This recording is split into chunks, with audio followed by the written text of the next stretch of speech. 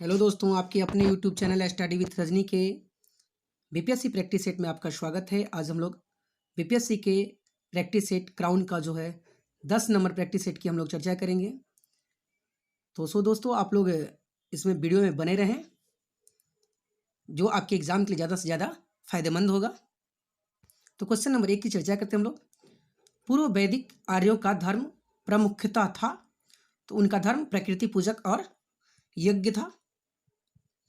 Next question number 2 है, निम्नलिखित में से किसे एशिया का ज्योतिर्पुंज के तौर पे जाना जाता है? तो महात्मा बुद्ध को या गौतम बुद्ध को एशिया के ज्योतिर्पुंज के रूप में जाना जाता है। ये बौद्ध धर्म के संस्थापक थे। बौद्ध धर्म भारत ही नहीं, लगभग दक्षिण पूर्वी एशियाई देशों में अपने चरम सीमा पर था। इसका प्रचार प्रसार बहुत तेजी से हुआ था, इसलिए इन्हें एशिया का प्रकाशपुंज या ज्योतिपुंज कहा जाता है।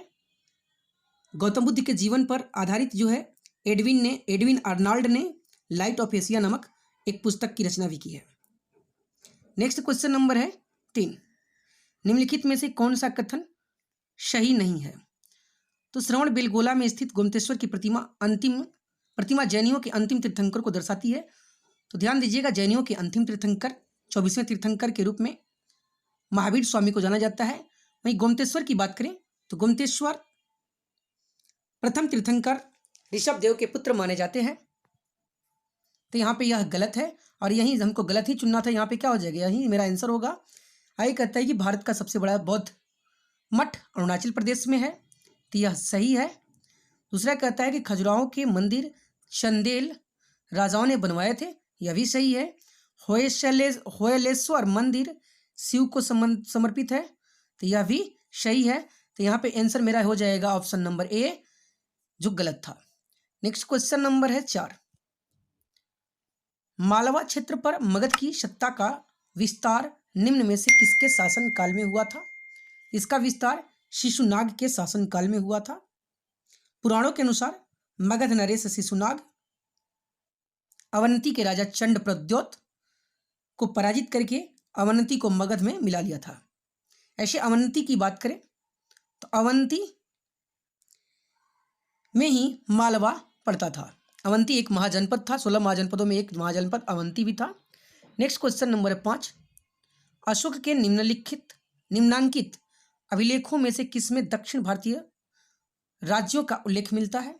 तो द्वितीय शिलालेखों में अशोक के सीमा से सटे चोल, पांड, सत्यपुत, केरलपुत, ताम्रपर्णी इत्यादि का उल्लेख मिलता है।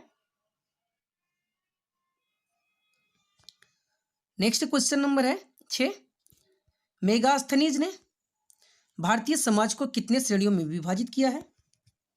तो यह 7 श्रेणियों में विभाजित किया है। इसमें है दार्शनिक, किसान, शिकारी एवं पशुपालक, तीसरा है शिल्पी एवं कारीगर, चौथा योद्धा, पांचवा निरीक्षक एवं गुप्तचर, छठा आमत एवं सभासद। ठीक है, और इसमें जो है एक इसी को 7 जातियों में इन्होंने बांटा है। अब बात करें हम लोग मेगास्थनीज की जो पुस्तक है इंडिका, जिसके अनुसार पाटलिपुत्र की प्रशासनिक व्यवस्था या तत्कालीन भारतीय समाज का वर्णन मिलता है। नेक्स्ट क्वेश्चन नंबर है 7, अशोक का अपने शिलालेखों में सामान्यतः जिस नाम से उल्लेख है वह है प्रियदर्शी। अशोक के शिलालेखों में देव नाम प्रियदर्शी या प्रियदर्शी या राजा के नाम से संबोधित इसे किया गया है। पुराणों में इसे अशोक वर्धन कहा गया है। नेक्स्ट क्वेश्चन नंबर है 8, जल की आवश्यकता को ध्यान में रखते हुए जिस प्रथम शासक ने गिरनार में एक झील का निर्माण करवाया था, तो वह करवाए थे चंद्रगुप्त मौर्य ने करवाया था। गिरनार जो है गुजरात में स्थित है और यहाँ पे सबसे पहले सुदर्शन झील का निर्माण जो है पुष्यगुप्त ने करवाया था। पुष्यगुप्त चंद्रगुप्त मौर्य का गवर्नर था। इसी गिरनार झील, इसी से जो है जो गिरनार क्षेत्र में जो झील है सुदर्शन झील, इससे अशोक ने नहर निकलवाया था। वही शक क्षत्रप रुद्रदामन, जिसका जूनागढ़ अभिलेख है, उसके अनुसार रुद्रदामन ने सुदर्शन झील का मरम्मत करवाया था। नेक्स्ट क्वेश्चन नंबर है 9, गुप्त सम्राट जिसने हूणों को पराजित किया था। यही हूणों की बात करें, हूण बहुत ही कट्टर थे। इन्हीं हूणों के आक्रमण से बचने के लिए चीन की दीवार बनाई गई थी।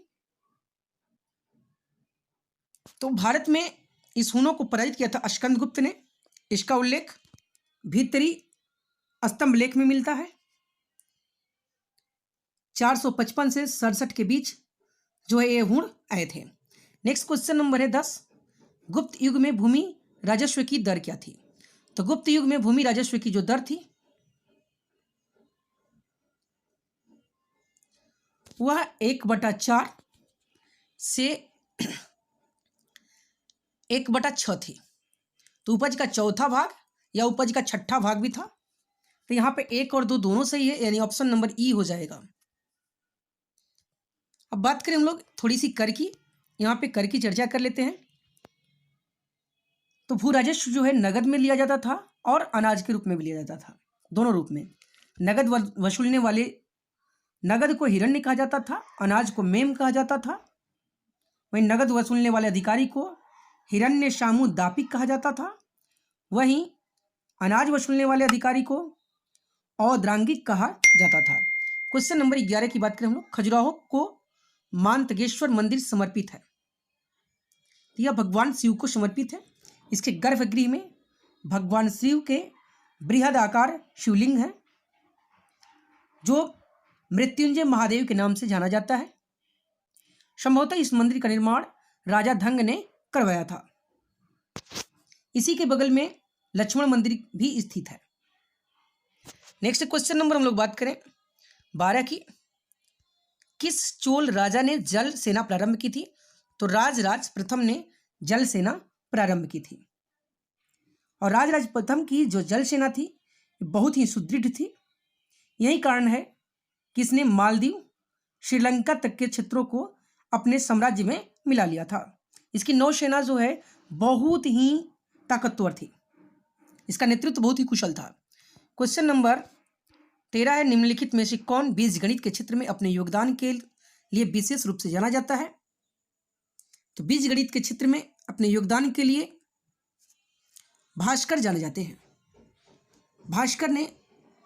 भास्कर द्वितीय कहे इन्हें, या फिर भास्कराचार्य भी कहते हैं लोग,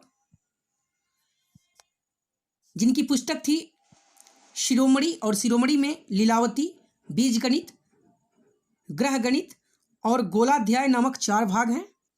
और इसी में जो है अंक गणित, बीजगणित, ग्रहों के गति संबंधी गणित और गोले संबंधित जो गणित का उल्लेख भास्कराचार्य ने किया है। नेक्स्ट क्वेश्चन नंबर है 14, दिल्ली सल्तनत का सर्वाधिक विद्वान शासक जो खगोल शास्त्र, गणित एवं आयुर्विज्ञान सहित अनेक विद्याओं में माहिर था, तो वह था मोहम्मद बिन तुगलक।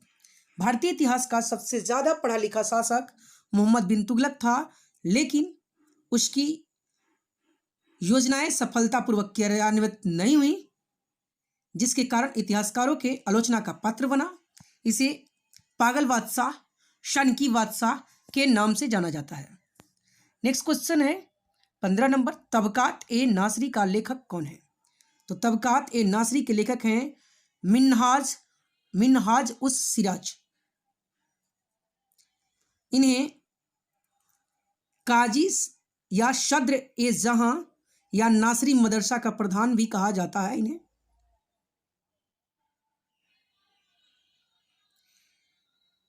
तबकात ए नासरी में पैगंबर मोहम्मद साहब से लेकर के नसीरुद्दीन मोहम्मद तक के काल का विवरण मिलता है। इसकी रचना इल्तुतमिश वंश के शासक नसीरुद्दीन महमूद के काल में हुई थी। यह 23 अध्यायों में बटा हुआ। इसका अंग्रेजी अनुवाद रॉबर्टी ने किया था। नेक्स्ट क्वेश्चन नंबर है 16, बाबर को भारत पर आक्रमण करने के लिए आमंत्रित करने वालों में से एक आलम खान था। तो ये आलम खान कौन था भाई? तो इब्राहिम लोधी के संबंधी थे तथा वह दिल्ली के राज सिंहासन के दावेदार थे जिन्होंने इन्हें आमंत्रित किया था। आमंत्रित करने की बात करें हम लोग बाबर को, तो बाबर को एक ही आदमी आमंत्रित नहीं किया है, इसमें थे आलम खां, इब्राहिम लोधी के चाचा थे, पंजाब का सूबेदार दौलत खां था और मेवाड़ के राणा जो थे, मेवाड़ के राणा थे राणा सांगा, ये प्रमुख थे। तो यहाँ पे ऑप्शन नंबर ए सही है। नेक्स्ट क्वेश्चन नंबर है 17 नंबर, सुप्रसिद्ध कोहिनूर हीरा शाहजहां को किसने उपहार में दिया था? ये मीर जुमला ने उपहार में दिया था। मीर जुमला का पूरा नाम मीर जुमला मीर मोहम्मद सैयद था, जो एक हीरा व्यापारी था, ईरान का रहने वाला था। गोलकुंडा के सुल्तान अब्दुल्ला कुतुब शाह की सेवा में चल रहा था, लेकिन इससे ईर्ष्या के वजह से इसने शाहजहां को कोहिनूर भेंट किया था। नेक्स्ट क्वेश्चन नंबर 18 है, शिवाजी मुगलों को की कैद से भागने के समय कौन से नगर में कैद थे? तो आगरा में कैद थे। 22 जून 1665 को शिवाजी और जय सिंह के बीच पुरंदर की संधि हुई थी। इसी संधि के पश्चात औरंगजेब से मिलने के लिए आगरा पहुंचे थे 1666 में, जिन्हें जयपुर भवन में राम सिंह की देखरेख में कैद किया गया था और वहां से शिवाजी मिठाई की टोकरी में बैठकर भाग गए थे। नेक्स्ट क्वेश्चन नंबर है 19 नंबर, बक्सर की लड़ाई के समय बंगाल का नवाब कौन था? तो ध्यान दीजिएगा, बक्सर की लड़ाई जो है 1764 में होती है और बक्सर की लड़ाई से जस्ट पहले बंगाल का नवाब जो है मीर कासिम था और मीर कासिम को जो हराया गया तो उसी समय बक्सर का युद्ध हुआ था। तो मीर कासिम को हटा करके मीर जाफर को बनाया गया था। तो बंगाल का नवाब उस समय मीर जाफर था। वही मीर जाफर को दोबारा फिर बनाया जाता है, बाद में उसको हटा दिया जाता है, फिर बाद में बनाया जाता है 1757 1760 तक बनाया जाता है। नेक्स्ट क्वेश्चन है कि दादा भाई नौरोजी द्वारा प्रतिपादित अपवाह सिद्धांत की परिभाषा, सही परिभाषा नीचे किस कथन में दी गई है? तो देखिए इसमें दी गई है कि भारत की राष्ट्रीय संपदा का एक भाग अथवा कुल वार्षिक उत्पाद ब्रिटेन के निर्यात कर दिया जाता था, जिसके लिए भारत को कोई वास्तविक प्रतिफल नहीं मिलता था, इसलिए इन्होंने यह परिभाषा दी थी। ध्यान दीजिएगा, धन निष्कासन का सिद्धांत सबसे पहले भारत में इन्होंने ही दिया है, इसलिए आधुनिक भारत का प्रथम अर्थशास्त्री के रूप में भी दादा भाई नौरोजी को जाना जाता है। और बात करें हम लोग दादा भाई नौरोजी की, तो दादा भाई नौरोजी की ही देन है कांग्रेस की। कांग्रेस का जो नामकरण है सबसे पहले भारतीय राष्ट्रीय कांग्रेस इन्होंने ही दिया था। नेक्स्ट क्वेश्चन नंबर है 21, 1921 का मोपला विद्रोह कहाँ हुआ था? तो 1921 का मोपला विद्रोह केरल में हुआ था। केरल के मालाबार तट पर कृषकों द्वारा जो विद्रोह हुआ था, ये मोपला विद्रोह। और मोपला विद्रोह का जो प्रमुख नेता था अली मुस्लियार थे। प्रमुख नेता जो थे 1921 में अली मुस्लियार थे। ऐसे यह जो है मोपला विद्रोह 1836 से 1854 में भी हुआ था। नेक्स्ट क्वेश्चन नंबर है, हरिजन के प्रारंभकर्ता थे? तो हरिजन नामक पत्रिका के प्रारंभकर्ता थे महात्मा गांधी। महात्मा गांधी ने हरिजन, इंडियन ओपिनियन, यंग इंडिया इत्यादि पत्रिकाओं के संपादन में किया था। और महात्मा गांधी द्वारा हरिजन की जो पत्रिका का प्रकाशन हुआ था वह हिंदी में किया गया था, यह मुख्य बात है। नेक्स्ट क्वेश्चन नंबर है 23, शारदा अधिनियम के अंतर्गत लड़कियों और लड़कों के विवाह की न्यूनतम आयु क्रमशः कितनी थी? तो लड़कियों की उम्र 14 साल और लड़कों की उम्र 18 साल की गई थी। यह शारदा अधिनियम जो आया था बाल विवाह प्रतिबंध अधिनियम 1929 था और इसी को शारदा अधिनियम के नाम से जाना जाता था। और यह शारदा अधिनियम प्रसिद्ध शिक्षाविद हरविलास शारदा के प्रयत्नों से आया था, इस कारण इसे शारदा अधिनियम कहा जाता है। नेक्स्ट क्वेश्चन नंबर है 24, स्वतंत्रता आंदोलन के क्रांतिकारी का पहला महत्वपूर्ण साहसिक कार्य बर्रा डकैती का स्थान था। तो ये बर्रा डकैती जो है कहां पे हुआ था? ये पूर्वी बंगाल में हुआ था। और बर्रा डकैती के महान क्रांतिकारी जो थे वो थे पुलिन बिहारी दास, जिन्होंने इसका नेतृत्व किया था। बर्रा डकैती 1908 में हुई थी। नेक्स्ट क्वेश्चन नंबर है 25 नंबर। नरम दल और गरम दल के रूप में भारतीय राष्ट्रीय कांग्रेस का विभाजन किस अधिवेशन में हुआ था? तो कांग्रेस के सूरत अधिवेशन 1907 में इसका विभाजन हुआ था। इसकी अध्यक्षता रास बिहारी बोस ने की थी। और उदारवादियों के 20 साल की असफल राजनीति के परिणाम स्वरूप कांग्रेस दो भागों में बट गया था, गरम दल और नरम दल। और गरम दल में जो थे मुख्य रूप से उसमें लाल बाल पाल को जाना जाता है। नेक्स्ट क्वेश्चन नंबर है 26।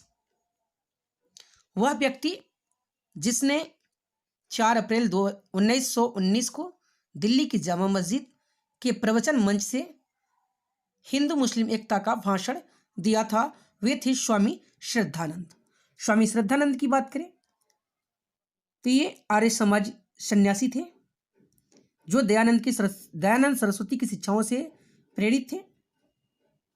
1919 में स्वामी जी ने दिल्ली के जामा मस्जिद क्षेत्र से जो है विशाल सभा के स्वाधीनता के लिए प्रत्येक नागरिक को धार्मिक मतभेद भुलाकर एकजुट होने का आह्वान किया था।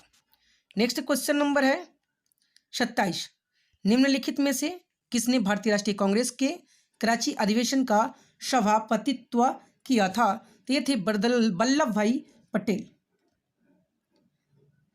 इसी समय 1931 में बात करें हम लोग, गांधी इरविन समझौता हुआ था 5 मार्च को। उसी के बाद 29 मार्च को 1931 में कराची में सम्मेलन बुलाया गया जिसकी अध्यक्षता वल्लभ भाई पटेल ने की थी।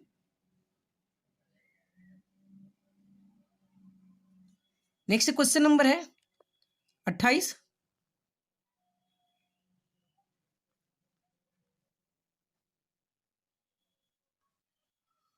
यहां पे देखिएगा 28 नंबर क्वेश्चन है 1935 के अधिनियम के उपरांत 1937 में हुए चुनावों में गठित कांग्रेस मंत्रिमंडलों का कार्यकाल था।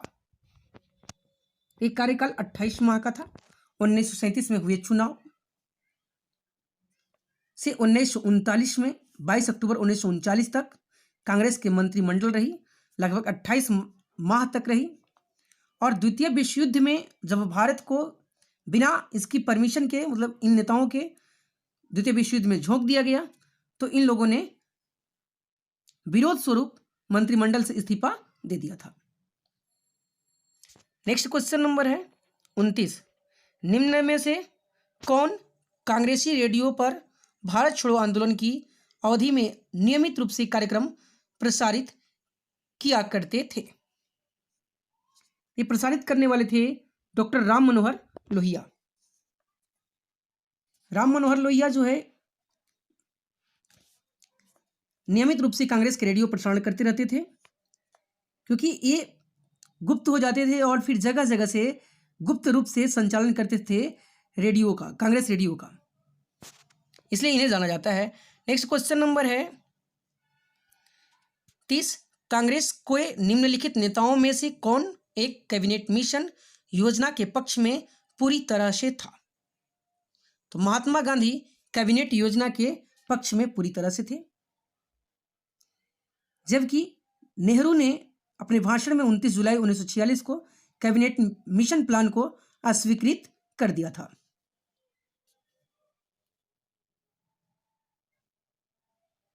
और कैबिनेट मिशन प्लान के तहत ही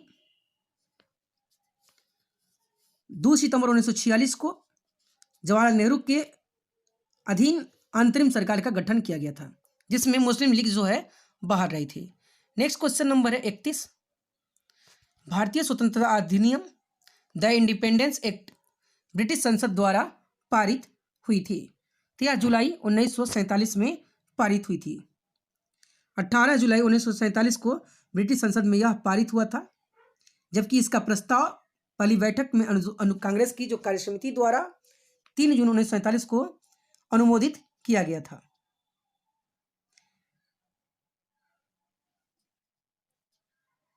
और इसी में गोविंद वल्लभ पंत जो उत्तर प्रदेश के पहले मुख्यमंत्री थे, प्रस्ताव में पुष्टि करते हुए उन्होंने कहा था कि आज हमें पाकिस्तान या आत्महत्या में से एक को चुनना है।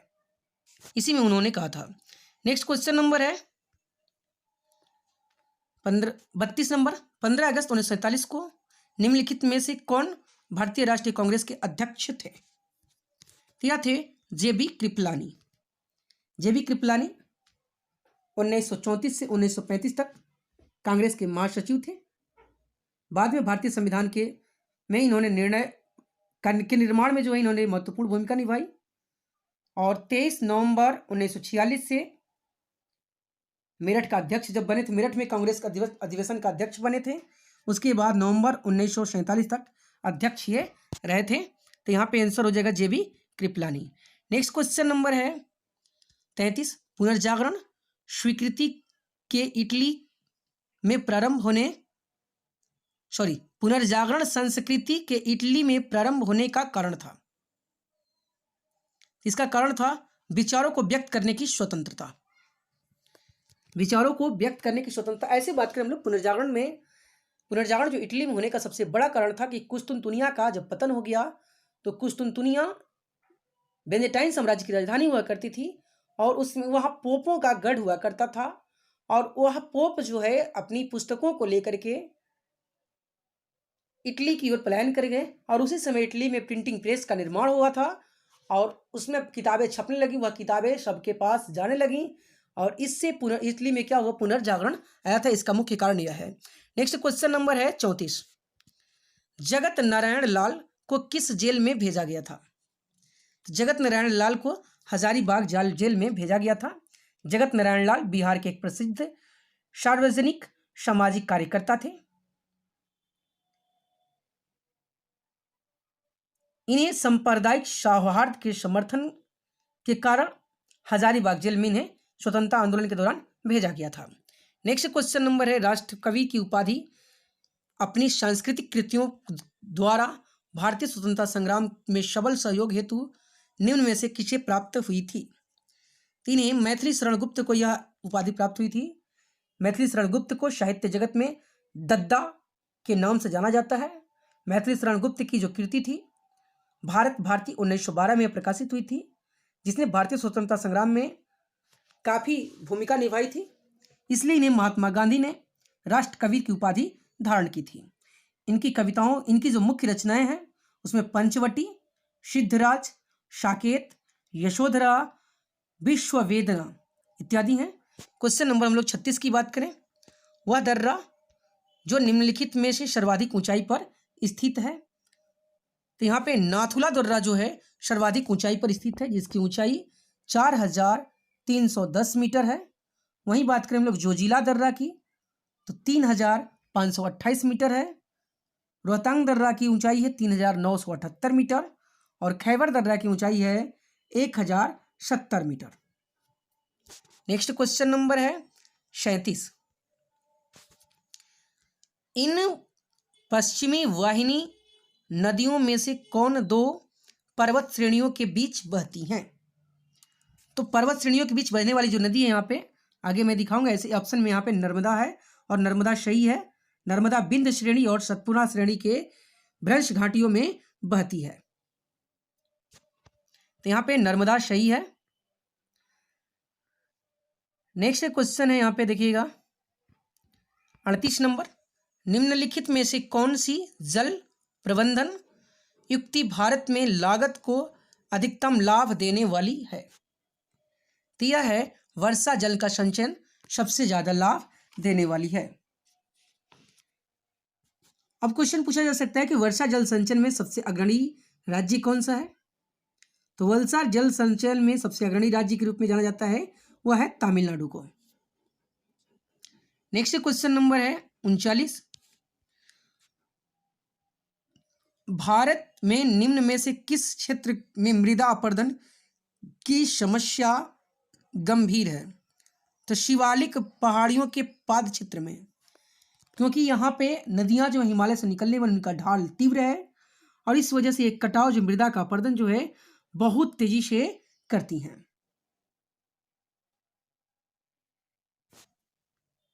नेक्स्ट क्वेश्चन है मैथन बेल पहाड़ी एवं तिलैया बांध किस नदी पर बनाए गए हैं? तो यह बराकर नदी पर बनाए गए हैं। बराकर नदी की बात करें हम लोग, बराकर नदी दामोदर नदी की एक प्रमुख सहायक नदी है। दामोदर नदी घाटी परियोजना के तहत प्रथम चरण में ही मैथन बांध का निर्माण कराया गया था। मैथन बांध झारखंड के धनबाद जिला में स्थित है और तिलैया डैम झारखंड के कोडरमा क्षेत्र में स्थित है। वहीं बाल पहाड़ी बांध जो है झारखंड के हजारीबाग जिला में प्रस्तावित है। अभी तक यह बना नहीं है क्योंकि यह पश्चिम बंगाल सरकार के कारण विलंब हो रहा है। तो यहाँ पे यह इंपॉर्टेंट है, बेल पहाड़ी जो है ध्यान दीजिएगा, क्योंकि कभी भी अक्सर जो है लड़ाई की बातें हैं, यह दो संघर्ष दो राज्यों के बीच का है, तो यहाँ पे विवाद वाली बातें पूछी जाती हैं अक्सर क्वेश्चन में। क्वेश्चन नंबर 41 देखिएगा, निम्नलिखित में से भारत के किस राज्य की बिजली की प्रति व्यक्ति क्षमता और उत्पादन में प्रथम स्थान है? तो यह प्रथम स्थान है वह है गुजरात का। गुजरात का जो है 2378 किलोवाट घंटा है प्रति व्यक्ति। वहीं सबसे ज़्यादा जो है केंद्र शासित प्रदेश में है तो दादर नगर हवेली और दमन दीव का, जिसमें 14,000 किलोवाट घंटा प्रति व्यक्ति है। वहीं गोवा में 2,274 किलोवाट प्रति घंटा। वहीं हरियाणा में 2,082 किलोवाट घंटा जो है बिजली की खपत है प्रति व्यक्ति। नेक्स्ट क्वेश्चन नंबर है नेपानगर, 42 नंबर क्वेश्चन। नेपानगर का संबंध किससे? अखबारी कागज के लिए जो है नेपानगर फेमस है। नेपानगर मध्य प्रदेश के बुरहानपुर जिले में स्थित है और यह सार्वजनिक, यह जो है स्थिति जो उपक्रम है यहाँ पे निजी क्षेत्र की कंपनी है 1947 में जो लगी थी और यह अखबारी कागज की बहुत बड़ी कंपनी है जिसका प्रतिवर्ष उत्पादन क्षमता 1 लाख टन है। नेक्स्ट क्वेश्चन नंबर है 43, कभी कभी समाचारों में इवेंट हेराइजन, सिंगुलैरिटी, स्ट्रिंग थियरी और स्टैंडर्ड मॉडल जैसे शब्द किस संदर्भ में आते हैं? तो ये जो है ब्रह्मांड के प्रेक्षण और बोध संबंध से रिलेटेड है। नेक्स्ट क्वेश्चन नंबर है 44, मंगल और बृहस्पति की कक्षाओं के बीच सूर्य के चारों ओर परिक्रमा करने वाले सेल के छोटे टुकड़े के समूह को क्या कहा जाता है? तो इन्हें क्षुद्र ग्रह कहा जाता है। और क्षुद्र ग्रह जो है मंगल और बृहस्पति के पेटी में बीच में ही पाए जाते हैं, इसलिए इन्हें क्षुद्र ग्रह या क्षुद्र पेटी भी कहा जाता है। और बात करें हम लोग क्षुद्र ग्रह से, जो क्षुद्र ग्रह और सूर्य के बीच के जो ग्रह हैं वह आंतरिक ग्रह कहलाते हैं और उसके बाद के जो ग्रह हैं वह बाह्य ग्रह कहलाते हैं। क्षुद्र ग्रह से अंदर की ओर जो आंतरिक जो ग्रह है सूर्य के तक वे जो है ठोस अवस्था में पाए जाते हैं, जबकि उसके बाद के जो ग्रह हैं वो सभी गैसीय अवस्था में पाए जाते हैं। नेक्स्ट क्वेश्चन नंबर है 45, पंजशीर घाटी अवस्थित है? तो पंजशीर घाटी अफगानिस्तान में अवस्थित है। अफगानिस्तान के पंजशीर प्रांत में जो है यह अवस्थित है। नेक्स्ट क्वेश्चन नंबर है 46, उत्तरी अटलांटिक प्रवाह द्वारा सर्वाधिक लाभान्वित होने वाला देश कौन सा है? तो यह है नॉर्वे है। उत्तरी अटलांटिक प्रवाह जो है यह 40 डिग्री उत्तरी अक्षांश और 50 डिग्री पश्चिमी देशांतर के पास गल्फ स्ट्रीम पछुआ पवन के प्रभाव से पूरब से उत्तर पूरब की ओर बहती है, जिसे उत्तरी अटलांटिक प्रवाह के नाम से जाना जाता है। नेक्स्ट क्वेश्चन नंबर है 47,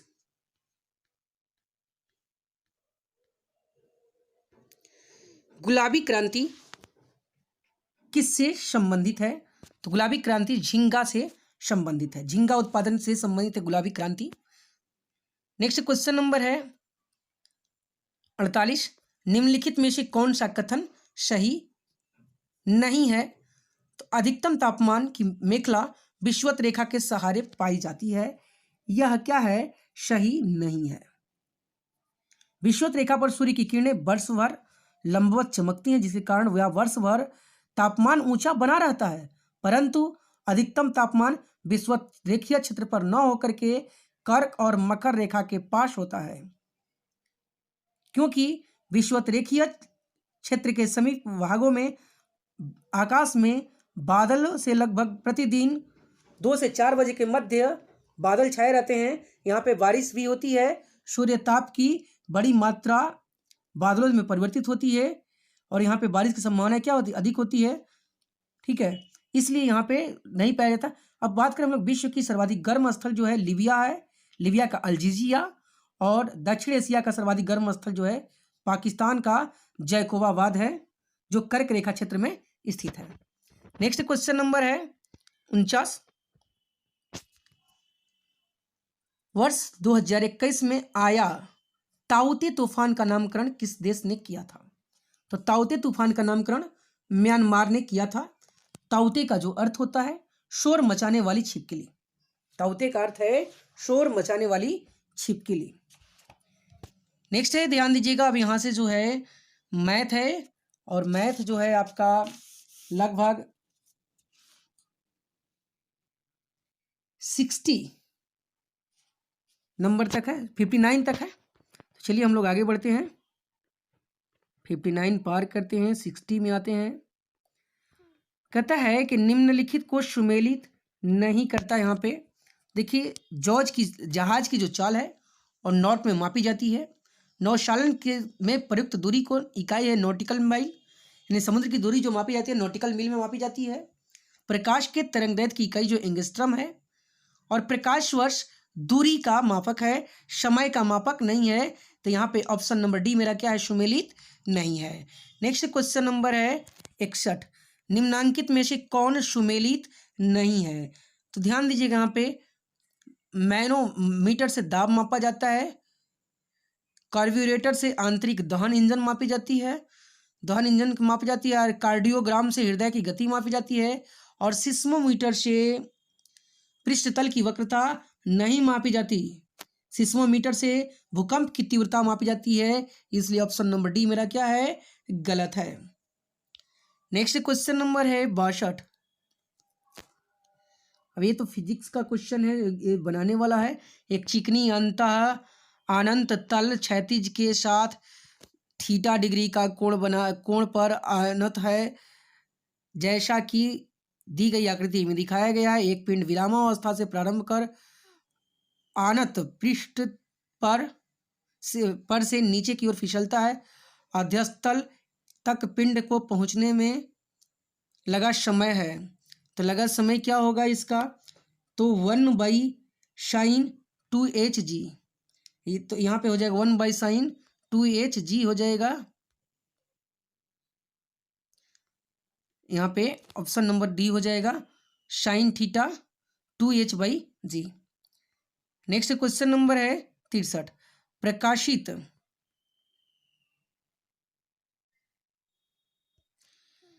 तरंगों के वायु से कांच में जाने पर जो चर प्रभावित होते हैं वे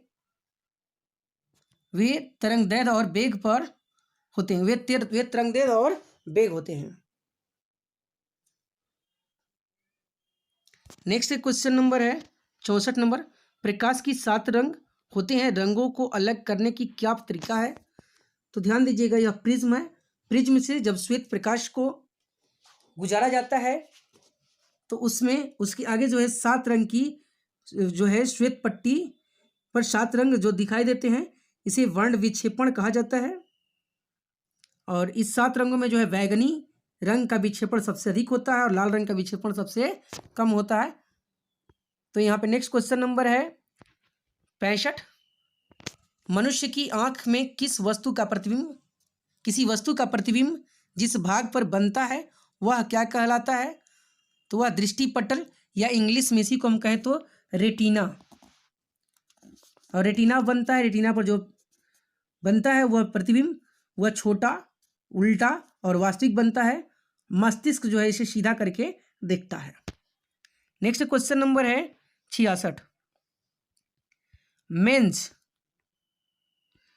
विद्युत प्रदाय में फ्यूज का प्रयोग एक सुरक्षा युक्ति के रूप में होता है। फ्यूज के विषय में निम्नलिखित कथनों में से कौन सा सही है? इनका गलनांक जो है निम्न होता है, बहुत आसानी से गल जाते हैं। ठीक है, इनका गलनांक निम्न होता है।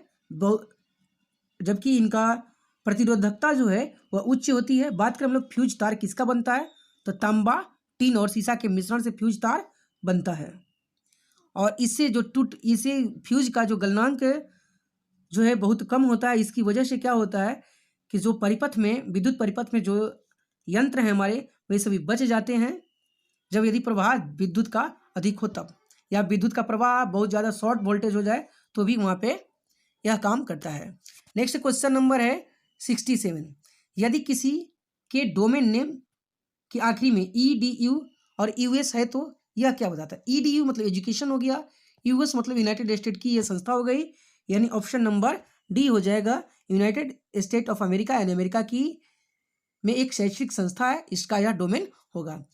नेक्स्ट है क्वेश्चन नंबर 68। नैनो प्लग संबंधित है, तो नैनो प्लग जो है एक छोटे सुनने के यंत्र से संबंधित है।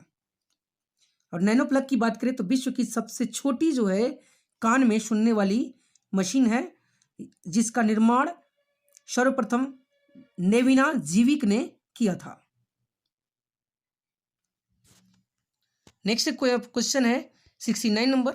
एक ही प्रकार का परमाणु निम्न में से किसमें मिलता है, तो यह प्राकृतिक तत्व में एक ही प्रकार के परमाणु मिलते हैं जिसके नाभिक में प्रोटॉन की संख्या समान होती है। नेक्स्ट क्वेश्चन है प्लास्टर ऑफ पेरिस का रासायनिक सूत्र क्या है, तो प्लास्टर ऑफ पेरिस का रासायनिक सूत्र कैल्शियम सल्फेट है।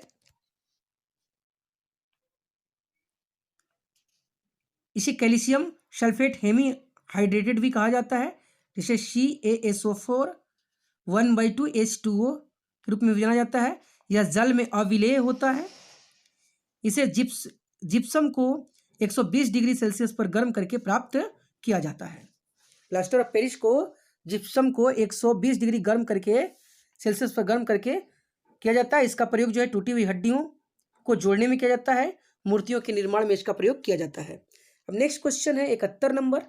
कठोर जल उपयुक्त नहीं है, तो कठोर जल उपयुक्त नहीं है तो कहता है कठोर जल का उपयोग नहीं होता है। इस जल में हाइड्रोजन, कार्बोनेट, क्लोराइड और सल्फेट के रूप में कैल्शियम और मैग्नीशियम के लवण एवं आयरन के लवण जल को कठोर बनाते हैं। और ना इसका प्रयोग ना पीने के लिए उपयुक्त होता है, तो पीने के लिए इसका उपयोग नहीं होता है। आगे देखिए क्वेश्चन नंबर 61 का 71 का देखिएगा, पीने के रूप में इसका प्रयोग नहीं होता है। दूसरा कहता है यहाँ पे साबुन से कपड़े धोने के लिए, इसमें भी इसका प्रयोग नहीं होता है क्योंकि ये हार्ड हो जाता है, तो इसका प्रयोग नहीं होता है। बॉयलर्स में भी इसका प्रयोग नहीं होता है। साबुन से धोने में इसमें झाग नहीं बनता है। फसल की सिंचाई इससे नहीं की जाती है क्योंकि ये फसलों के लिए हानिकारक होता है, इसलिए यहाँ पे ऑप्शन क्या हो जाएगा, ई नंबर हो जाएगा। नेक्स्ट क्वेश्चन नंबर है 72। विरंजक चूर्ण के लिए कौन सा कथन असत्य है, तो विरंजक चूर्ण के लिए जो है जल में अधिक विलेय होता है, यह सत्य नहीं है। ठीक है, क्योंकि कैल्शियम ऑक्साइड को ब्लीचिंग पाउडर या विरंजक चूर्ण कहते हैं, और जिसका रंग जो है सफ़ेद होता है, सफ़ेद चूर्ण भी कहते हैं। इसमें क्लोरीन जैसी गंध होती है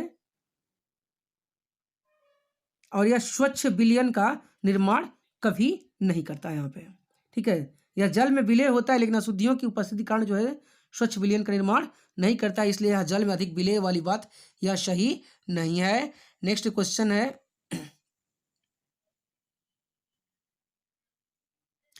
73 नंबर क्वेश्चन, कहता है निम्नलिखित पदार्थों को उनके पहली बार प्रयोगशाला में संश्लेषण के कालानुक्रम को व्यवस्थित कीजिए। तो यहाँ पे व्यवस्थित जो करना है वह देखिए, सबसे पहले केलवार का होता है, केलवार का हुआ, उसके बाद फ्लोरीन, उसके बाद गैफिन और तब ब्लैक गोल्ड का। प्रयोगशाला में सबसे पहले इसका संश्लेषण किया जाता है। नेक्स्ट क्वेश्चन नंबर है 74। लैक्टिक अम्ल किसमें पाया जाता है, तो दूध में। एसिटिक अम्ल पाया जाता है वह सिरका में, और साइट्रिक अम्ल पाया जाता है वह नींबू में पाया जाता है, और ब्यूटरिक अम्ल जो पाया जाता है उसमें दुर्गंध युक्त मक्खन में ब्यूटारिक अम्ल पाया जाता है। इसलिए ऑप्शन नंबर इसका हो जाएगा, यहाँ पे देखिएगा तो डी हो जाएगा। ऑप्शन नंबर डी जो है यहाँ पे सही है। नेक्स्ट क्वेश्चन नंबर है, ऑक्टेन संख्या गुणवत्ता का माप है। ऑक्टेन संख्या गुणवत्ता का माप है, तो यह पेट्रोल की गुणवत्ता का माप है। ऑक्टेन संख्या पेट्रोल की गुणवत्ता का अंकन जो है ऑक्टेन संख्या में कहलाता है। और एंटी बॉन्क गुण पाया जाता है इसमें।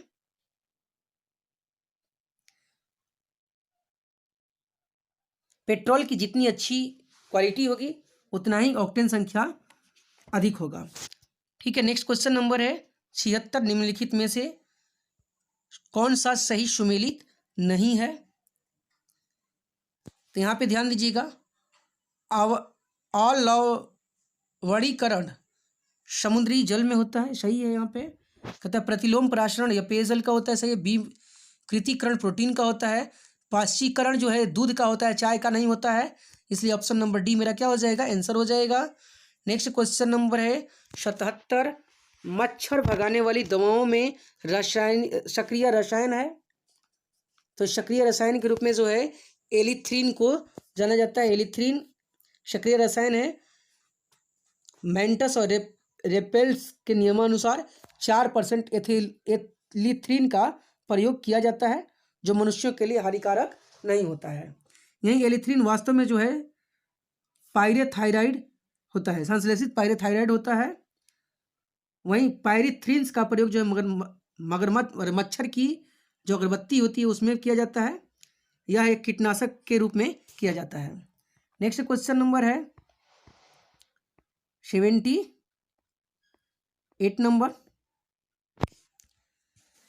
जब तक निम्नलिखित रसायनों में से कौन सा कृत्रिम अब तक निम्नलिखित रसायनों में से कौन सा कृत्रिम बादल बनाने के लिए प्रयुक्त किया जाता रहा है। तो यहाँ पे सिल्वर आयोडाइड का प्रयोग जो है कृत्रिम बादल के रूप में किया जाता है। शुष्क बर्फ के साथ इसका प्रयोग किया जाता है। नेक्स्ट क्वेश्चन नंबर है 79, डार्विन द्वारा प्रस्तुत प्राकृतिक वर्णवाद निम्न में से किस पर आधारित है। तो यह है सब उपयुक्त में से सभी पे है। Over production, struggle for existence and variation, और है सर्वाइवल ऑफ द फिटेस्ट। ये सभी के द्वारा जो है सभी पर आधारित है। नेक्स्ट क्वेश्चन नंबर है 80, अफीम प्राप्त किया जाता है। तो अफीम जो है बिना पके हुए फल के लैक्टेस से प्राप्त किया जाता है। ऐसे अफीम की बात करें हम लोग तो पाइपर सेमिनिफेरिम का एक दूध होता है, जो दूध को सुखा करके लैक्टेस को सुखा करके बनाया जाता है। यह मादक पदार्थ है जिसमें 12% मॉर्फिन पाई जाती है। इसे पाश्चीकृत करके हीरोइन नामक ड्रग्स भी तैयार किया जाता है। और विश्व की सर्वाधिक हीरोइन उत्पादक जो देश है वह अफगानिस्तान है। ऐसी बात करें हम लोग हीरोइन की कच्चे अपनी भाषा में, तो ये पोस्ता के कच्चे फल से हीरोइन को प्राप्त या फिर ये जो है अफीम को प्राप्त किया जाता है। क्वेश्चन नंबर 81 है, मनुष्य की खोपड़ी में कुल अस्थियां कितनी हैं। तो मनुष्य की खोपड़ी में कुल अस्थियों की संख्या 28 है। खोपड़ी जो है इसका खोपड़ी का आकार जो है यू की तरह होता है, जिसमें 8 हड्डियां चेहरे में होती है, 8 हड्डियां जो है कपाल में होती है, 14 हड्डियां उसके चेहरों में और 6 हड्डियां कर्ण में होती हैं। नेक्स्ट क्वेश्चन नंबर है 82 नंबर, लार निम्न में से किसके पाचन में सहयोग करती है। तो लार जो है स्टार्च के पाचन में सहयोग करती है। स्टार्च के पाचन जो है लार में जो है टाइलिन पाया जाता है, और टाइलिन स्टार्च या मड को अपघटित करके माल्टोज में बदलता है। ठीक है, और माल्टेज नामक एंजाइम जो है माल्टोज शर्करा को ग्लूकोज में परिवर्तित कर देता है। तो यहाँ पे स्टार्च को क्या करती है, पाचन करती है लार। नेक्स्ट क्वेश्चन है, विटामिन ई का मुख्य महत्वपूर्ण स्रोत निम्नलिखित में से कौन सा है। तो विटामिन ई का महत्वपूर्ण स्रोत के रूप में है गेहूं का अंकुर, गेहूं के अंकुर का तेल।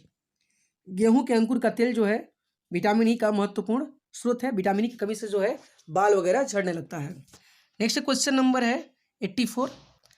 यकृत एवं मांसपेशियों में ऊर्जा जमा होता है, तो यह ग्लाइकोजन के रूप में जमा होता है।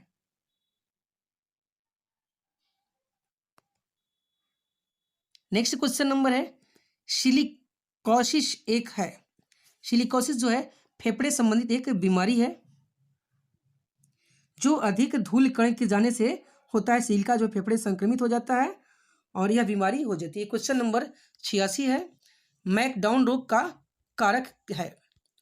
मैड काऊ रोग का कारक है, सॉरी मैड काऊ रोग का कारक है, तो प्रयांश जो है मैड काऊ रोग का कारक है। मैड काऊ या बोविन स्पॉन्जिफॉर्म एंसिफेप्रेथी का एक जो है संक्रामक और धीरे धीरे बढ़ने वाला बीमारी है जिसमें मवेशियों की सेंट्रल नर्वस सिस्टम्स को प्रभावित करता है, जिसे प्रायोन कहा जाता है और इसी से जो है फ्रायंस बना है। नेक्स्ट क्वेश्चन है 87 नंबर बायोडीजल बनाने में किस वनस्पति का उपयोग किया जाता है, तो रतन जोत का प्रयोग बायोडीजल बनाने में किया जाता है। बायोडीजल स्टीकरण ट्रांस स्टीकरण प्रक्रिया द्वारा बनाई जाती है।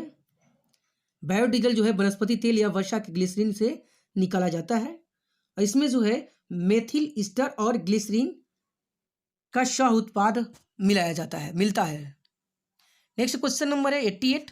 निम्नलिखित में से किसी एक अधिनियम ने भारत में संघीय शासन व्यवस्था दी थी, तो किसने दी थी, तो यह भारत सरकार अधिनियम 1935 ने व्यवस्था दी थी। अखिल भारतीय संघ का प्रावधान इसी के अंतर्गत किया गया था जिसमें देशी रियासत और ब्रिटिश प्रांत दो भाग में बटे हुए थे। नेक्स्ट क्वेश्चन नंबर है 89। बी आर अम्बेडकर का संविधान सभा में निर्वाचन हुआ था। कहाँ से हुआ संविधान सभा में निर्वाचन इनका, तो इनका बम्बई प्रेसिडेंसी से हुआ था। वहीं बात करें इनकी मुंबई प्रेसिडेंसी से पहले जो है संसदीय चुनाव इनका पुणे से होना था। पुणे सीट में जो है इनको के.एम. जयकर ने त्याग पत्र दे करके अपना स्थान दिया था। जब इससे पहले जो है पूर्वी बंगाल से इन्होंने चुनाव लड़ा था, लेकिन पूर्वी बंगाल जो है पाकिस्तान के क्षेत्र में चला गया। इस वजह से इन्होंने जो है फिर से पुणे से चुनाव लड़ा था, क्योंकि बंबई से पहले यह चुनाव लड़े थे तो उस समय हार गए थे। नेक्स्ट क्वेश्चन नंबर है 90। किस प्रधानमंत्री के कार्यकाल के दौरान भारत के संविधान में 9वीं अनुसूची को पुनर्स्थापित किया गया था, तो यह जवाहरलाल नेहरू के कार्यकाल में जो 1951 में 9वीं अनुसूची को संवैधानिक जो है संविधान संशोधन 1951 के तहत पुनर्स्थापित किया गया था, जिसमें भूमि अधिग्रहण के अधिनियम जो है इससे संबंधित है, जिसमें अवैध घोषित नहीं किया जा सकता इसे। नेक्स्ट क्वेश्चन नंबर है 91।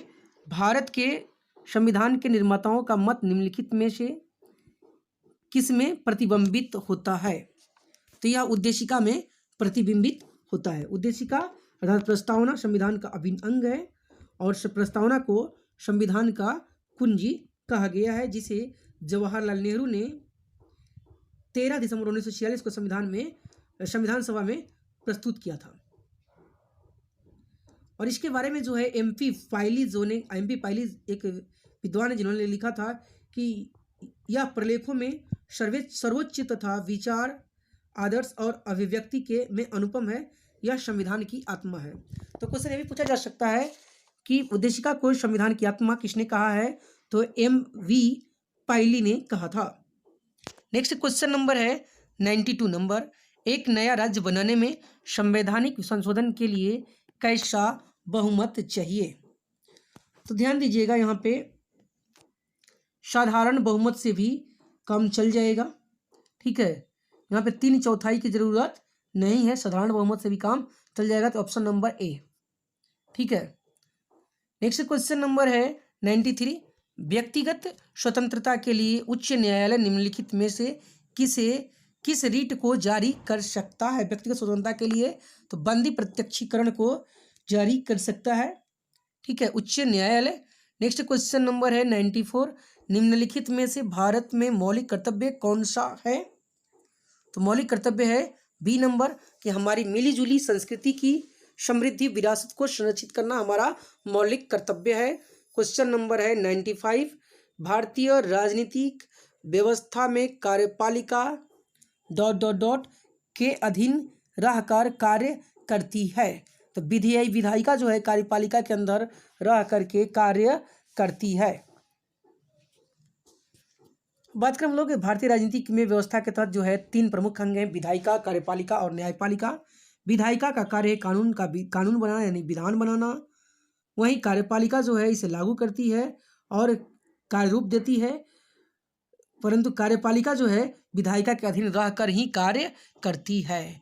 नेक्स्ट क्वेश्चन नंबर है 96, लोकसभा अध्यक्ष को उसके कार्यकाल की समाप्ति के पूर्व पद से हटाया जाता है। तो यदि लोकसभा का आशय का प्रस्ताव पारित कर देता, लोकसभा इस आशय का प्रस्ताव पारित कर देगा तो उसे हटाया जा सकता है। और अनुच्छेद 94 के तहत जो है इसे हटाया जा सकता है या हट सकता है।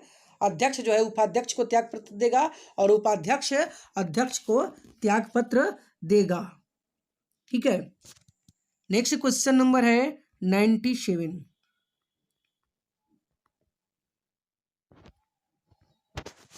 व्यय का अनुमान किस रूप में भारतीय संसद के समक्ष रखा जाता है?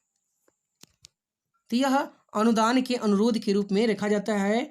व्यय का जो है यह है भारतीय संविधान के अनुच्छेद 113 के 2 में इसका उल्लेख है। अनुदानों को स्वीकृति और अस्वीकृति करने का अधिकार भारतीय संसद को ही जाता है। नेक्स्ट क्वेश्चन नंबर है 98 नंबर, संविधान का कौन सा अनुच्छेद उच्चतम न्यायालय को उसके द्वारा दिए गए निर्णय अथवा आदेश के पुनरावलोकन हेतु अधिकृत करता है? तो यह अनुच्छेद 137 है, जो संविधान को सर्वोच्च न्यायालय को न्यायिक पुनरावलोकन की शक्ति प्रदान करता है। अब न्यायिक पुनरावलोकन है कि सर्वोच्च न्यायालय को अगर प्रतीत होता है कि कोई भी चीज़ गलत है, उसका निर्णय गलत लिया गया है, तो उसमें फिर से वह परिवर्तन कर सकती हैं। तो नेक्स्ट क्वेश्चन नंबर है 99, विधान परिषद किसी साधारण विधेयक को निम्नलिखित में से किस अवधि तक रोक सकती है? तो यह 4 माह तक रोक सकती है। विधान परिषद जो है किसी भी साधारण विधेयक को 4 माह तक रोक सकती है। नेक्स्ट क्वेश्चन नंबर है 100 नंबर क्वेश्चन है, सरकारी आयोग गठित हुआ था समीक्षा करने के लिए। किसकी समीक्षा करने के लिए जो सरकारी आयोग का गठन किया गया था? तो संघ और राज्यों के मध्य संबंधों की समीक्षा करने के लिए 24 मार्च 1984 को सरकारी आयोग का गठन किया गया था, जिसके अध्यक्ष थे रणजीत सिंह सरकारिया और इसके साथ ही अन्य 2 सदस्य थे शिवरामन और SR. Sen. Next question number 101 है, न्यायालय द्वारा अपराधी घोषित किए गए व्यक्ति को चुनाव लड़ने के लिए अयोग्य करार देने का निर्णय किया गया है। तो यह सर्वोच्च न्यायालय द्वारा निर्णय किया गया है और यह जनप्रतिनिधि अधिनियम 1951 की धारा 8(3) के अंतर्गत की गई है कि सर्वोच्च न्यायालय जो है आपराधिक करार देते हुए 2 वर्ष या अधिक की सजा कर सकता है और इसके पश्चात जो है 6 वर्षों की अवधि तक कोई भी व्यक्ति चुनाव नहीं लड़ सकता है, अयोग्य रहेगा। यह संसद द्वारा निर्णय लिया गया है। नेक्स्ट क्वेश्चन नंबर है 102, वह कॉलेज का विद्यार्थी अपने नगर परिषद में चुने जाने का इच्छुक है, उसके नामांकन की वैधता अन्य शर्तों के साथ साथ इस महत्वपूर्ण शर्त पर निर्भर होती है। तो इस महत्वपूर्ण शर्त यह है कि उसकी जो नाम मतदाता सूची में शामिल होना चाहिए। तो ऑप्शन नंबर सी सही है। नेक्स्ट क्वेश्चन नंबर है 103, ब्राइट स्टार अभ्यास किस देशों में आयोजित एक बहुराष्ट्रीय सैन्य अभ्यास है? तो यह सैन्य अभ्यास मिस्र में है। ब्राइट स्टार जो है मिस्र में हर 2 साल में आयोजित की जाती है। यह अभ्यास अमेरिका सहित 21 देश जो है इस अभ्यास में भागीदारी लेते हैं। यह 1980 से मिस्र और इजराइल के बीच शांति संधि के पश्चात आयोजित किया गया था। ठीक है, नेक्स्ट क्वेश्चन नंबर है 104, अगर किसी देश का भुगतान संतुलन विपरीत हो गया हो तो उसे किस संस्था से मदद लेनी पड़ेगी?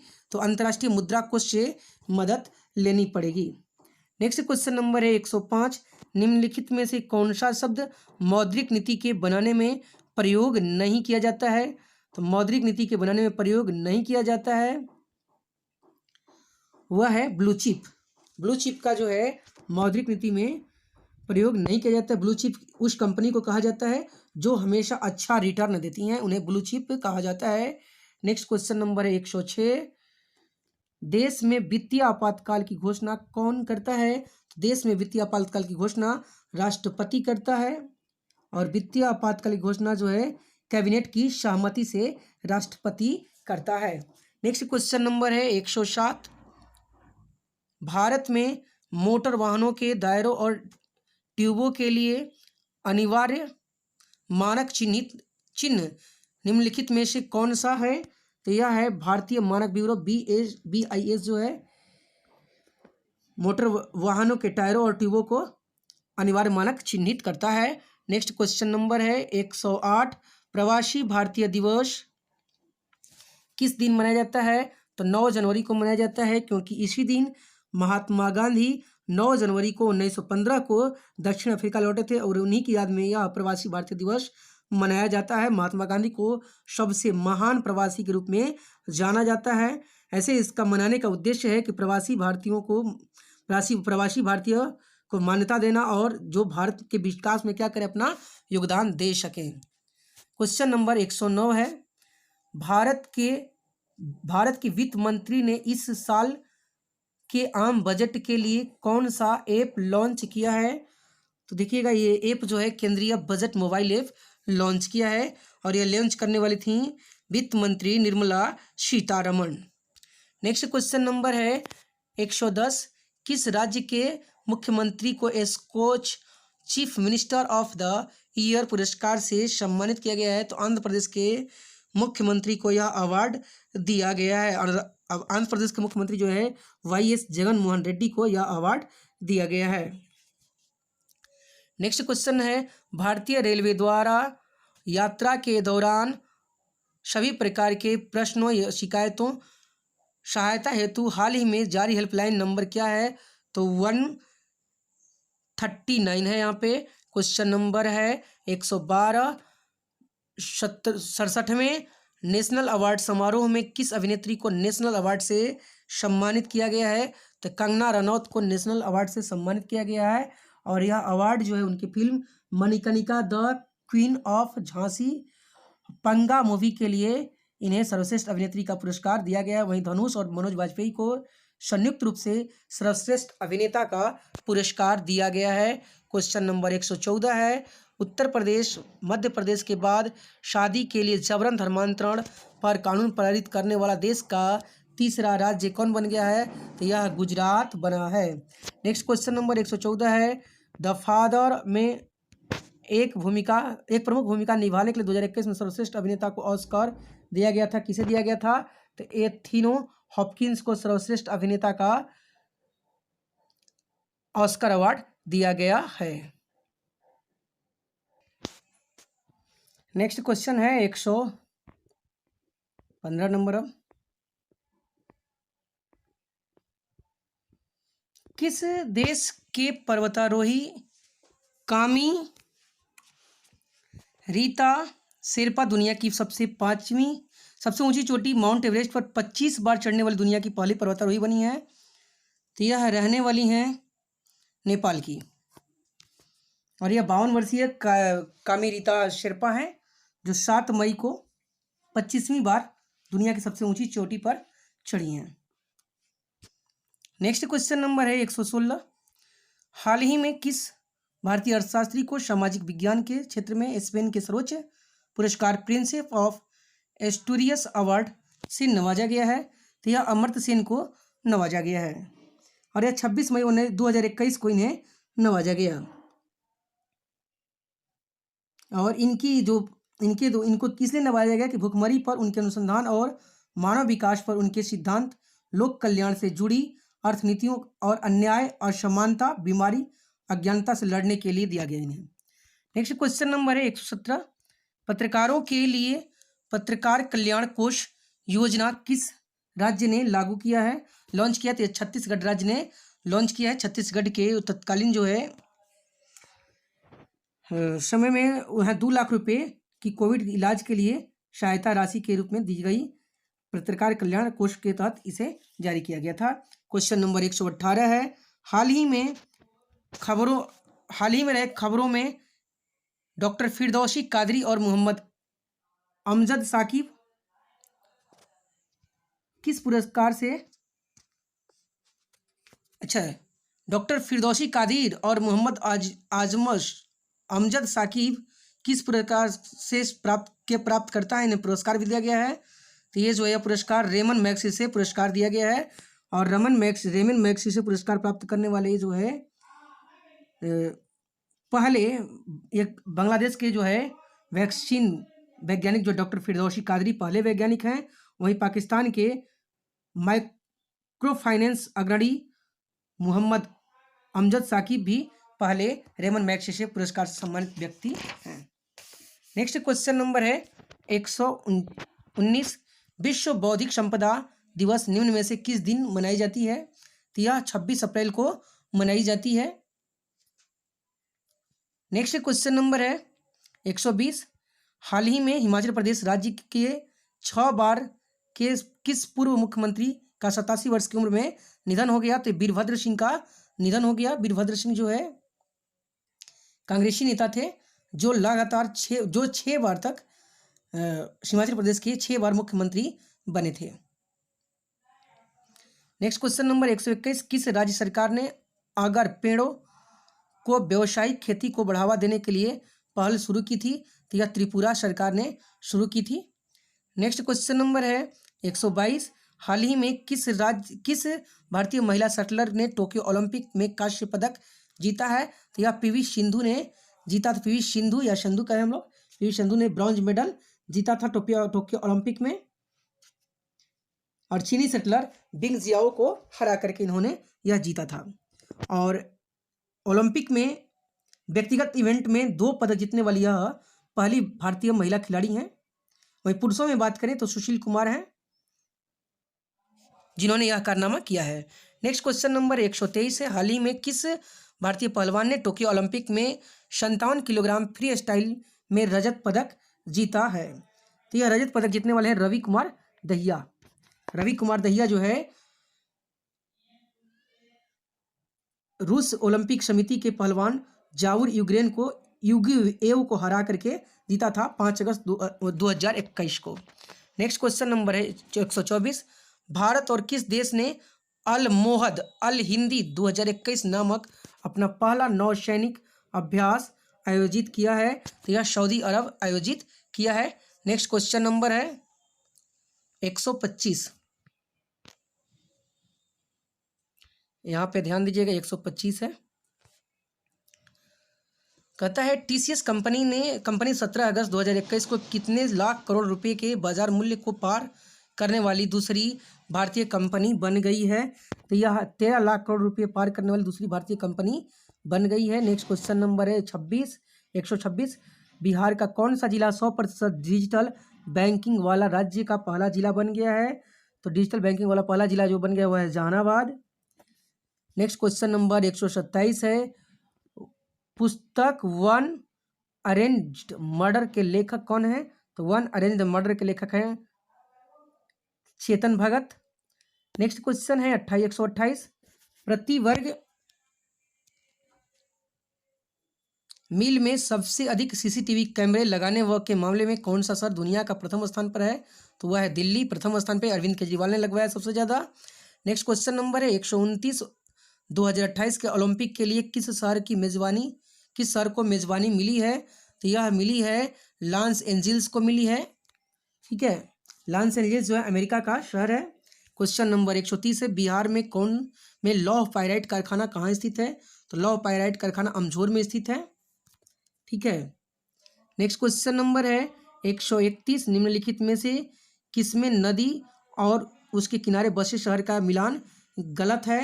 तो यहाँ पे है फल्गु नदी किनारे गया सही है, सरयू के किनारे छपरा सही है, सोनपुर की सोन नदी जो है हाजीपुर, ये गलत है। ठीक है, यहाँ पे हाजीपुर जो है वो गंडक किनारे है, गंगा नदी पटना किनारे, ये सही है। तो ऑप्शन नंबर सी मेरा गलत है। नेक्स्ट क्वेश्चन नंबर है 132, भारतीय संविधान के किस आर्टिकल को में वित्तीय आपातकाल का प्रावधान है? तो आर्टिकल 352 में जो है वित्तीय का आपातकाल राष्ट्रीय आपातकाल है, और 356 में जो है राष्ट्रपति शासन है, वही 360 में जो है वित्तीय आपात है। यानी ऑप्शन नंबर सी मेरा क्या हो जाएगा, आंसर हो जाएगा। नेक्स्ट क्वेश्चन नंबर है 133, बिहार में अपराधियों के डेटाबेस तैयार करने हेतु कौन सा ऐप लॉन्च किया जा रहा है? तो यह लॉन्च किया जा रहा है चक्र। ठीक है, नेक्स्ट क्वेश्चन नंबर है 134, GAPAD 2021 नामक बहुराष्ट्रीय सैन्य अभ्यास किस देश के में आयोजित किया जा रहा है? तो यह आयोजित किया जा रहा है, किस देश में आयोजित किया जा रहा है? तो यह एशिया में ऐसे आयोजित हो रहा है। एशिया नहीं, यहाँ एशिया दे दिया है, गलत है। यहाँ पे एशिया देश नहीं है, ऐसे भारत में यहाँ आयोजित किया जा रहा है। तो यहाँ पे भारत होना चाहिए था, तो अब जाके आंसर क्या होता, सही होता। ऐसे यहाँ पे एशिया, तो यहाँ पे अब तो एशिया भी यहाँ पे चल जाएगा, लेकिन यह गलत है ऐसे। चलिए आगे, नेक्स्ट क्वेश्चन नंबर है 135, अफगानिस्तानी क्रिकेट बोर्ड के कार्यकारी चेयरमैन हाल ही में किसे नियुक्त किया गया है? तो यह नियुक्त किया गया है अजीलुल्लाह फाजली को नियुक्त किया गया है। नेक्स्ट क्वेश्चन नंबर है 136, भारत और किस देश ने 20 अगस्त 2021 को AK-103 राइफल खरीदने के लिए समझौता पर हस्ताक्षर किए हैं? तो यह रूस के साथ हस्ताक्षर भारत ने किया है। नेक्स्ट क्वेश्चन नंबर 137 है, पोलैंड के किस फुटबॉल खिलाड़ी ने हाल ही में FIFA best men's player award जीता है जो है? तो यह जीते हैं रॉबर्ट लेवांडोव्स्की जो है, इन्होंने जीता है, 32 साल की उम्र में यह जीते हैं। और नेक्स्ट क्वेश्चन नंबर 138, प्रति व्यक्ति सकल जिला घरेलू उत्पाद आंकड़ों पर सभी 38 जिलों में की रैंकिंग बिहार का सबसे समृद्ध जिला कौन सा है? तो पटना, बेगूसराय तथा मुंगेर है। सबसे गरीब जिला के रूप में जब देखा जाए तो गरीब जिले में उत्तर बिहार के जो जिले हैं वो सबसे गरीब में दिखे जाते हैं। क्वेश्चन नंबर 139 है, बिहार में 2019-20 के मध्य किस क्षेत्र में सर्वाधिक वृद्धि दर्ज की गई? तो सबसे ज़्यादा जो है परिवहन और संबंधित सेवाओं में जो है इसमें वृद्धि दर्ज की गई है। क्वेश्चन नंबर 140 है, वित्तीय वर्ष 2019-20 में बिहार सरकार का कुल व्यय कितना था? तो कुल व्यय था 1,43,613 करोड़ रुपये था। नेक्स्ट क्वेश्चन नंबर है 141, विश्व पर्यावरण दिवस 2021-22 के मौके पर बिहार ने कितने पौधे लगाने का लक्ष्य रखा है? तो यह जो है 5 करोड़ पौधे लगाने का लक्ष्य रखा है। क्वेश्चन नंबर 142 है, बिहार का वह जिला जो पश्चिम बंगाल व नेपाल दोनों सटा हुआ है, तो वह किशनगंज से सटा हुआ है। नेक्स्ट क्वेश्चन नंबर 143, बिहार में मछली उत्पादन करने वाले अग्रणी जिलों में से कौन सा जिला है? तो मधुबनी और दरभंगा है, मधुबनी और दरभंगा है। नेक्स्ट क्वेश्चन नंबर 144, बिहार में रेल परिवहन की शुरुआत कब की गई थी? तो रेल परिवहन की शुरुआत जो है वह 1860 में की गई थी। 1853 में तो बम्बई से थाने के बीच चली थी, 1860 में की गई थी।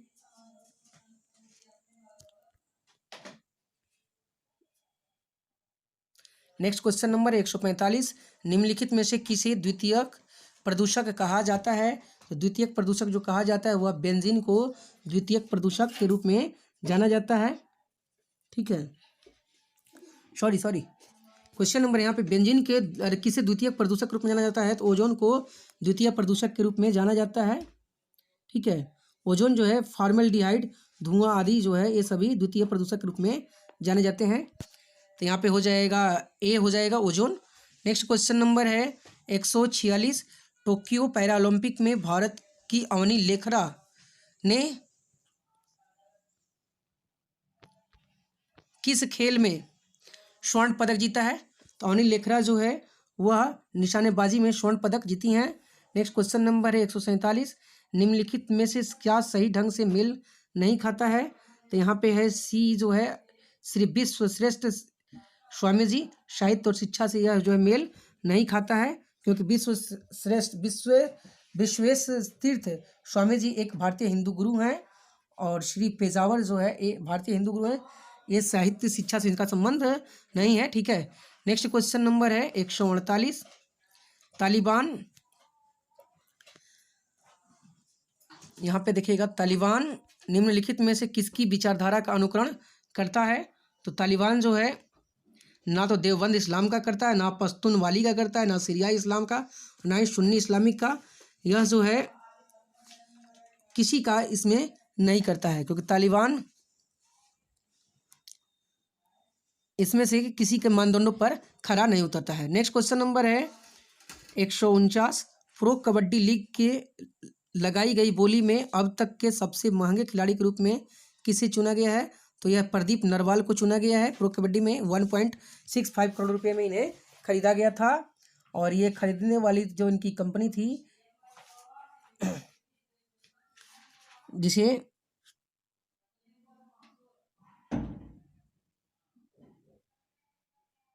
यूपी योद्धा ने खरीदा है। नेक्स्ट क्वेश्चन नंबर 150 है। भारत के वर्तमान स्वास्थ्य और परिवार कल्याण मंत्री कौन है? तो स्वास्थ्य परिवार कल्याण मंत्री जो है वह मनसुख मांडविया थे। अब जो है मनसुख मांडविया ही हैं, तो यही आंसर सही है। तो आज के लिए